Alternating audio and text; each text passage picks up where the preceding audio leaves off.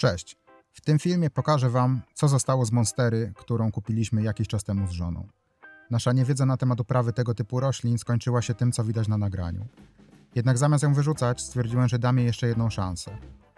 To, co zostało z monstery, posłużyło za dawcę, a po około 4 tygodniach w wodzie mam już taką ładnie ukorzenioną zaszczepkę, którą posadzę z wykorzystaniem palika. Oto lista rzeczy, które wykorzystałem do tego projektu. Podłoże typu bigos do zielonych roślin, dorzuciłem garść keramzytu, mech sphagnum, nazywany również torfowcem, perlit, małe trytytki, cążki do metalu, nożyk do tapet, metalowa cynkowana siatka o oczku 13×13 mm.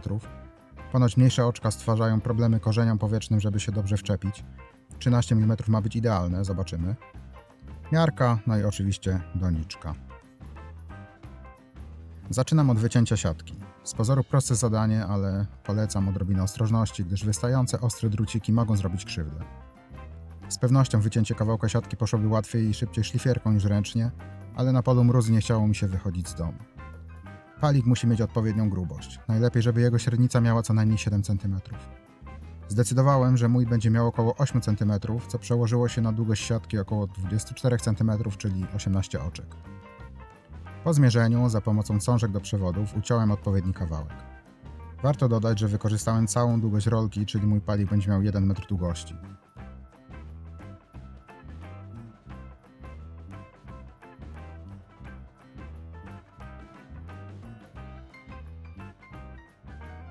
Po wycięciu pasowałoby nadać zaokrąglony kształt kawałkowi siatki. Można do tego użyć np. rury kanalizacyjnej o przekroju 50 mm, czy czegoś innego o okrągłym przekroju. Szukając czegoś takiego, żona zaproponowała mi wałek do ciasta. Akurat taki ze świątecznymi wzorkami wpadł mi w ręce. Czasem trzeba zaimprowizować. Przyszedł czas na przygotowanie mchu. Z paczki 500 g sprasowanego mchu na cały palik zużyłem około 1/4 opakowania. Mech wrzuciłem do miski i wlałem około 1,5 litra zimnej wody, po czym zacząłem go rozdrabniać, bo był dość mocno sprasowany. Mech wciągnął całą wodę i w dotyku był wilgotny, ale nie mokry. Woda kapała z niego dopiero po mocnym ściśnięciu.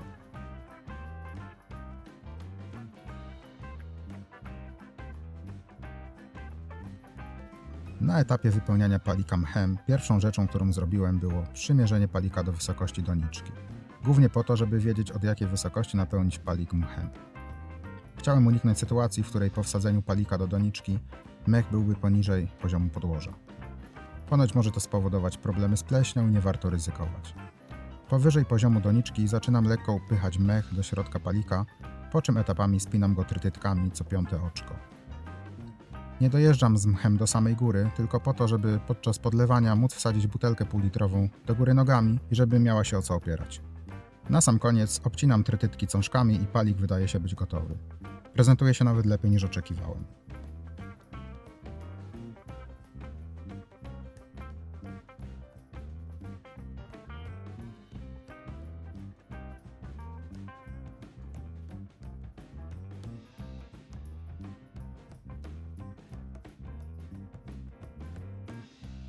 Przyszedł czas na podłoże.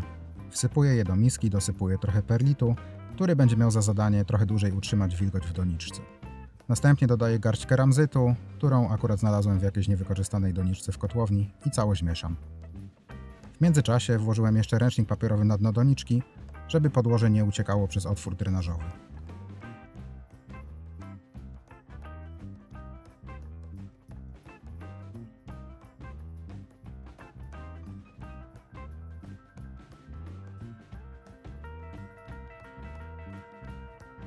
Cała zabawa zaczyna się, kiedy palik trzeba umieścić w doniczce.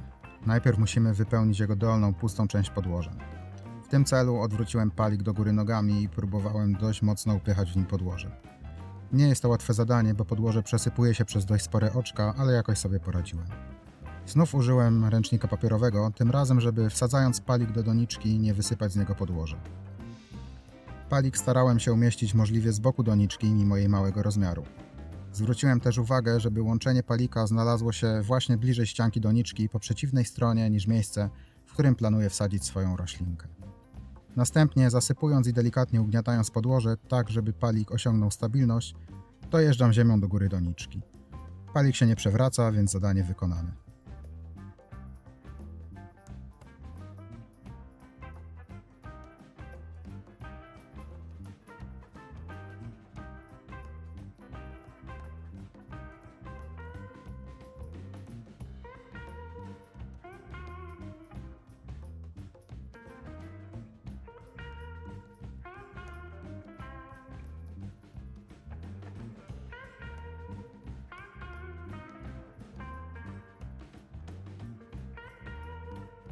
Na koniec zostało najprzyjemniejsze.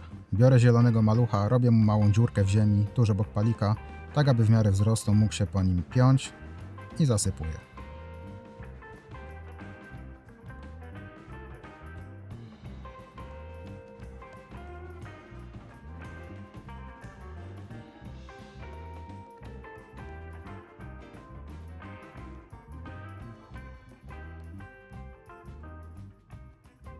Oto jak palik i roślinka prezentują się na koniec. Mam nadzieję, że urośnie z tego piękna i zdrowa monstera.